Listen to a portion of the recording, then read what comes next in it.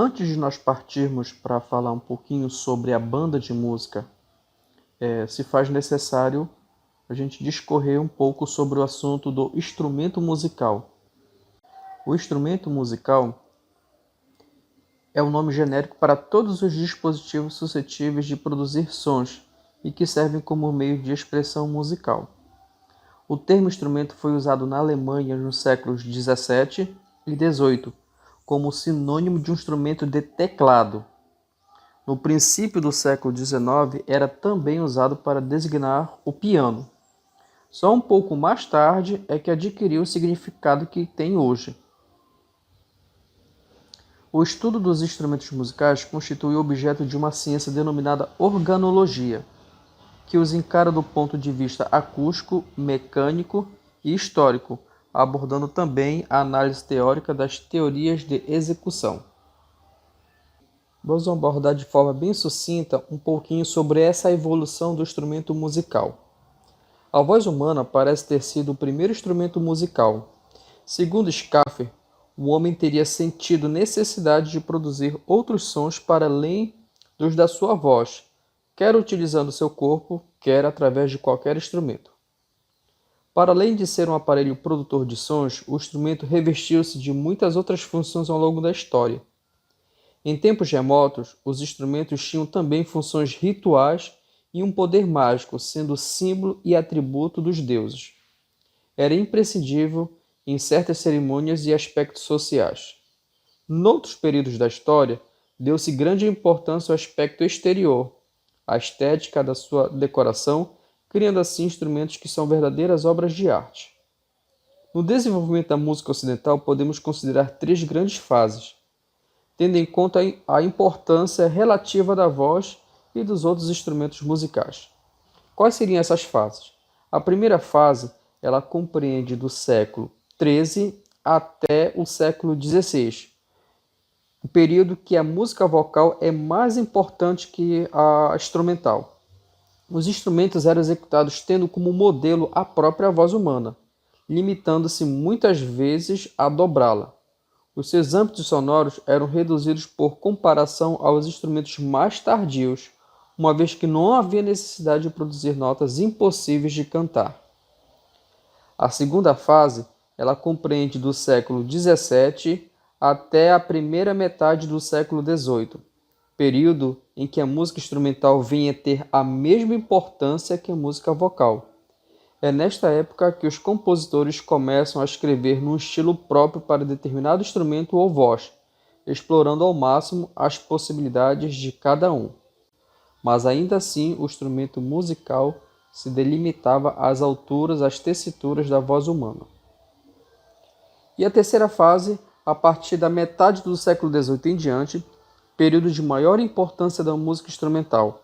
A própria voz é frequentemente tratada como um instrumento, sendo-lhe exigida a execução de passagens rápidas, intervalos muito largos e notas muito agudas e muito graves. Até o século XVII, não era costume especificar os instrumentos que deviam executar uma obra. A escolha ficava ao critério dos executantes e dependia das suas possibilidades. A partir de então, o compositor começa a indicar expressamente para que instrumentos escreve. O desenvolvimento da técnica específica dos instrumentos está intimamente relacionado com o aparecimento dos luthiers e dos construtores de instrumentos em geral. Depois do século XVII, os instrumentos passam a ser feitos sobre determinados padrões. A uniformização dos teclados, do órgão, do cravo, do piano, fator decisivo para o desenvolvimento da técnica instrumental. Mais recente, no século XIX, o desenvolvimento da tecnologia permitiu introduzir importantes modificações nos instrumentos, em especial os instrumentos que fazem parte o foco da nossa disciplina, que são os aerofones, a inversão dos pistões e do sistema Boeing. Com o advento dos instrumentos eletrônicos, no século XIX, e sobretudo a partir da primeira metade do século XX, surge uma nova fase, torna-se possível a criação de novos sons, não de origem mecânica, como na totalidade dos instrumentos já existentes, mas antes de origem eletrônica. Sobre a característica dos instrumentos, a configuração com que o instrumento é fabricado tem sempre em conta as limitações anatômico-fisiológicas do homem, principalmente no que se refere à forma e dimensão das mãos, que é estudado pela organologia, como já acabamos de falar. Os materiais usados são escolhidos atendendo às razões de ordem prática e acústica. Por exemplo, o clarinete é fabricado em ébano, porque a cor escura desta madeira não deixa que se notem manchas provocadas pelo uso. A sua elevada massa volúmica evita vibrações indesejáveis nas paredes. Quando torneado, permite um bom acabamento e suporta sem problemas os parafusos que fixam o sistema de chaves.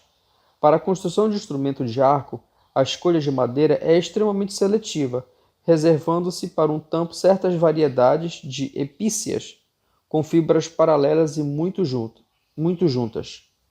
Os instrumentos são construídos de modo que o executante possa explorar características do som, que é a altura, a intensidade e o timbre. Como assim? Cada uma destas características tem um campo de variação a que chamamos de campo de liberdade. Por exemplo, o campo de liberdade da intensidade condiciona aos músicos a possibilidade de desenvolver dinâmicas do instrumento e diz respeito à gama de intensidades diferentes que este permite. O campo de liberdade e altura diz respeito não apenas à extensão ou âmbito sonoro, mas também à rigidez da sua afinação. Há instrumentos de afinação fixa, como o piano, instrumentos de afinação semifixa, que são quase todos os sopros, e os instrumentos de afinação livre, que é a própria voz humana, e instrumentos de corda, como por exemplo o violino. Nos dois últimos grupos, o executante pode atuar sobre a altura exata de cada nota, o que tem grande interesse musical, já que não limita a um sistema de afinação único. E por último, o campo de liberdade timbre, que é a capacidade que o instrumento tem de variar o timbre produzido. Embora normalmente se diga que cada instrumento tem o seu timbre, o certo é que no mesmo instrumento essa característica pode variar em função do modo de execução.